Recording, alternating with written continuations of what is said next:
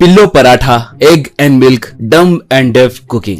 एक गांव में सोमनाथ नाम का एक बूढ़ा आदमी पराठे बनाकर बेचता था। उसका बेटा रामनाथ भी पराठे बनाने में पिता की मदद करते रहता था। सोमनाथ अब बूढ़ा होने लगा। उसके बाद बेटे को दुकान सौंपकर आराम करना है कहकर बहुत बार सोचे तो भी ऐसे करना मुश्किल है कहकर सोचकर वो बहुत दुखी होता था, क्योंकि बेटा रामनाथ गूंगा और बहरा था। वो ऐसे दुखी होता तो उसकी पत्नी उसे दिलासा देती थी।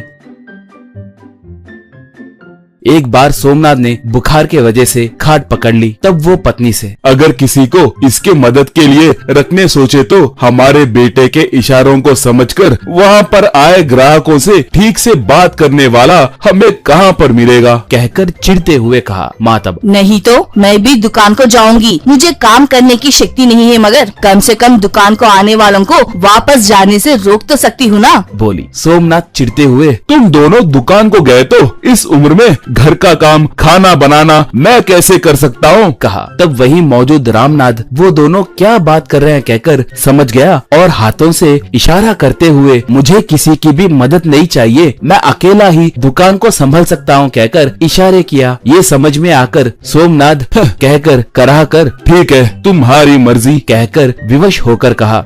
दुकान को रेगुलर आने वाले ग्राहकों से कोई तकलीफ नहीं होती थी, मगर नए नए आए ग्राहकों से ही परेशानी रहती थी। रामनाथ के इशारे उन्हें समझ में नहीं आते थे। अगर रामनाथ को ग्राहकों से या ग्राहकों को रामनाथ से कभी बात करने में परेशानी होती तो वहाँ पर आए कोई ना कोई पुराने ग्राहक उन्हें जितना समझ में आता उतना समझकर दूसरों को समझाकर समस्या का परिष्कार करते थे। एक बार एक बड़े से कार में से एक ड्राइवर उतरा।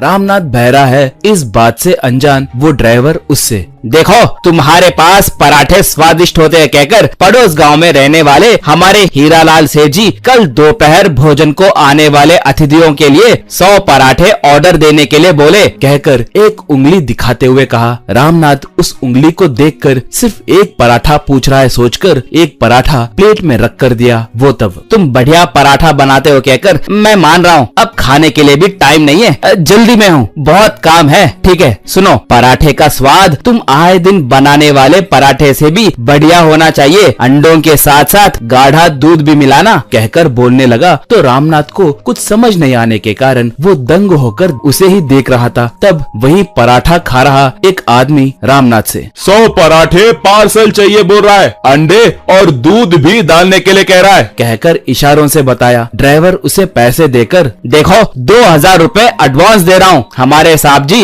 उस पार्टी का वीडियो भी निकाल रहे हैं, कहकर दोनों हाथों को हवा में स्क्रीन साइज दिखाते हुए इशारा करके चला गया। वो समझने आने के कारण रामनाथ हैरान होकर देख रहा तो एक बूढ़ी औरत, पराठे सिनेमा स्क्रीन के जितना बड़ा चाहिए, बड़ा बनाने के लिए बोल रहा था, बोली। तब एक, उतने भी बड़े नहीं, हमारे तकिए रहते हैं ना उनके जितने बनाओ, पूरे 100 पराठे बनाओ, तुम्हें आज अच्छा ग्राहक मिला है, कहकर इशारे करते हुए कहा। रामनाथ बहुत जोश से बड़े बड़े तकिए के साइज में पराठे बनाकर उन्हें दुकान में तैयार रखा। अगले दिन कार में ड्राइवर आकर, पराठे कहाँ पर है, गरम है क्या, जल्दी दो, कहा। तो रामनाथ मुस्कुराकर एक बड़ा पराठा देकर खाने के लिए इशारा किया। ड्राइवर तब, ये क्या है, पराठे दो, कहा। एक आदमी तब, वही पराठे है भाई, कहा। ड्राइवर तब, ये क्या, तकिया के जितने हैं, कहा। तो रामनाथ हाथों को तकिया के जितने दिखाते हुए, इतने बड़े पराठे बनाने बोले थे ना, कहकर इशारा करते हुए कहा। ड्राइवर तब, बाप रे, तुम्हें ऐसे समझ में आया क्या, मैं बर्बाद हो गया, साहब जी मेरी चमड़ी उझेड़ देंगे, बाप रे, मैं जान बचाकर भागूंगा, आसपास के किसी भी गांव में नहीं रहूंगा, कहकर उस कार को वहीं छोड़कर भाग गया।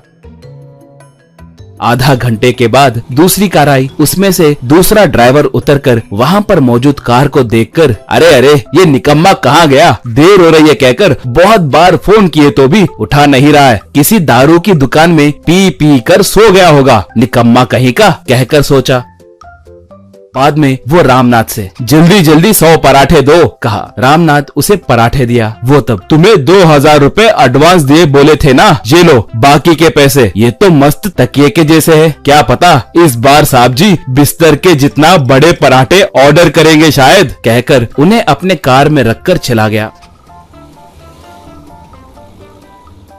सोमनाथ बेटे के दिए पैसे गिनते हुए, मेरे से भी मेरा बेजुबान बेटा ही अच्छा है, एक बड़ा ऑर्डर लेकर सिर्फ एक ही दिन में 10,000 रुपए कमाया कहा। तब बेटा बहुत खुश हुआ।